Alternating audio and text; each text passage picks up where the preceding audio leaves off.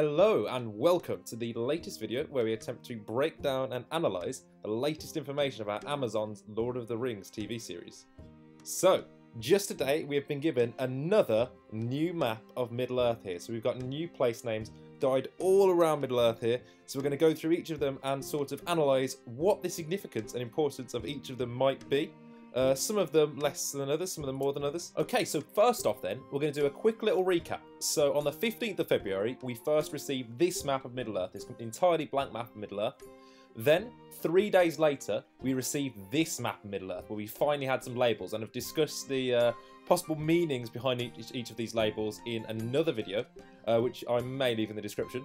And now, today, we have received this new map with extra labels dotted around the map. So, what we're going to do, as I said before, is go through each of them and try and discuss what the possible ramifications of each of these locations are.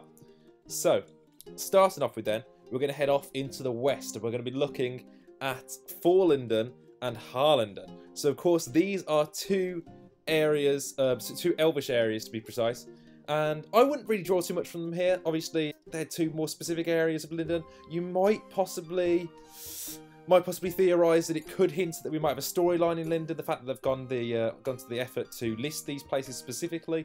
But in a standard map of Middle-earth, you do usually get Forlondon and Harlondon both listed anyway, so I wouldn't really pay too much attention to it. The same goes for, really, Minhiriath and Enedwaith. They also are really quite standard labels on a map of Middle-earth that you'd expect. So again, I'm not really going to spend too long on them talking about them, because I do think that is just a very standard label that you would expect. However, I will say this, it does once again hint away from a suggestion of the Second Age, because in the Second Age, Enedwaith was heavily forested. However, by the time of the Third Age, these forests had been cleared by the Númenóreans that had moved there. And in addition to this, the land of Enedwaith was of course later home to the Dunlendings. And now the Dunlendings were of course the group of people that we see attacking Rohan under Saruman's command in The Lord of the Rings. Now these people were actually the people who originally lived in the land of Calanadhon.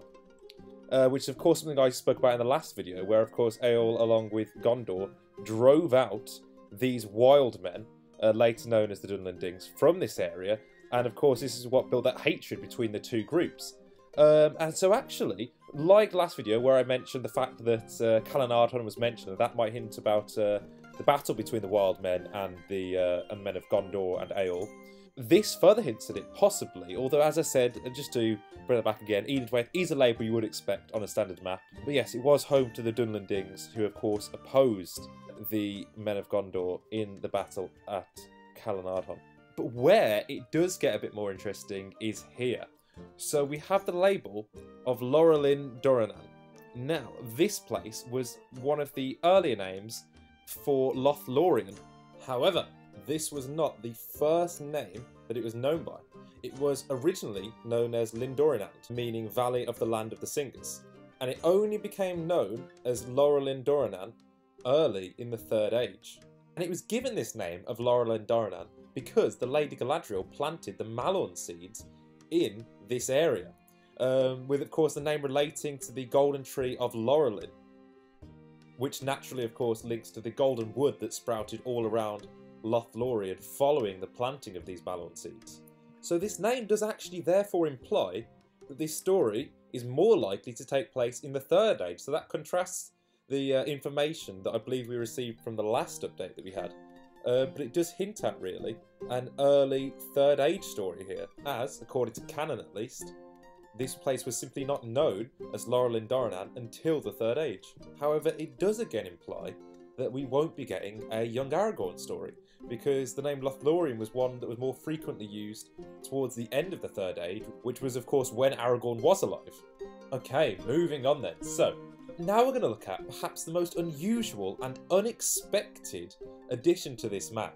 It is a location that has essentially no story in the Tolkien Legendarium at all.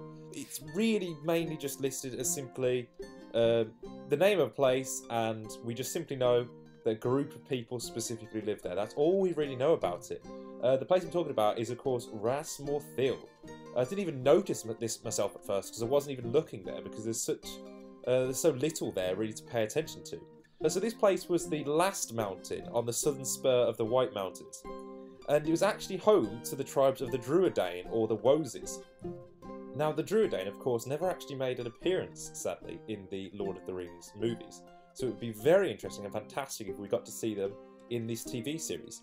So if you are familiar with the books, you would know that their main appearance and their main moment was when they aided the Rohirrim in reaching Minas Tirith.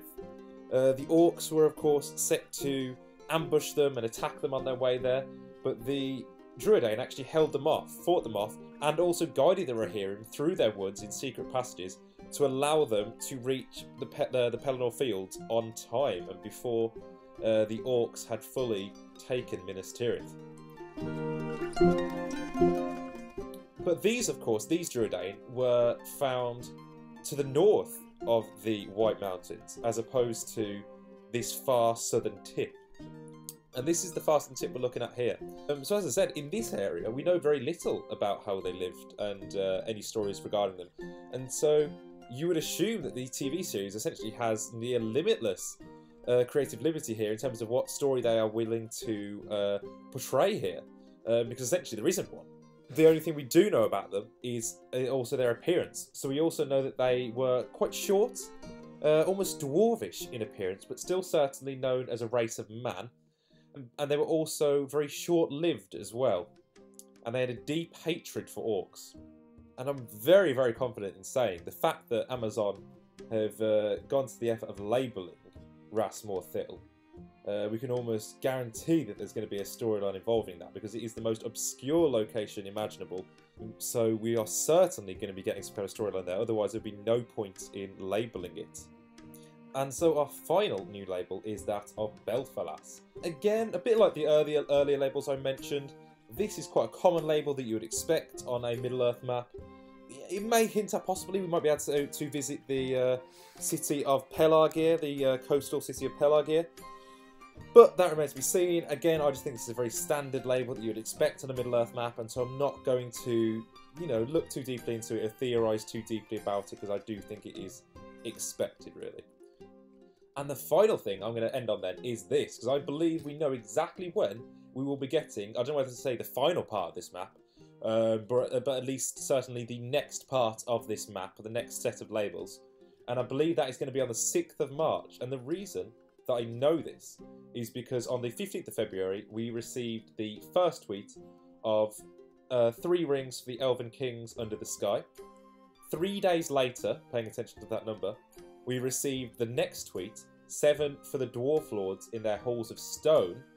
And now, 7 days later, with today's tweet of the 9 for mortal men doomed to die, we can assume that 9 days later, we are going to be receiving the final, or at least the next set of labels for this. So certainly something to get excited about. Again, I'm really excited to find out what on earth Amazon are going to give us next. Maybe they're finally going to label the Shire. Maybe they're finally going to label Gondor. Again, I don't believe they are going to label Gondor, but we will see. So, as I said, I think I will see you next time, actually, assuming Amazon do release their map on the 6th of March. So I hope you enjoyed this video, and thank you very much.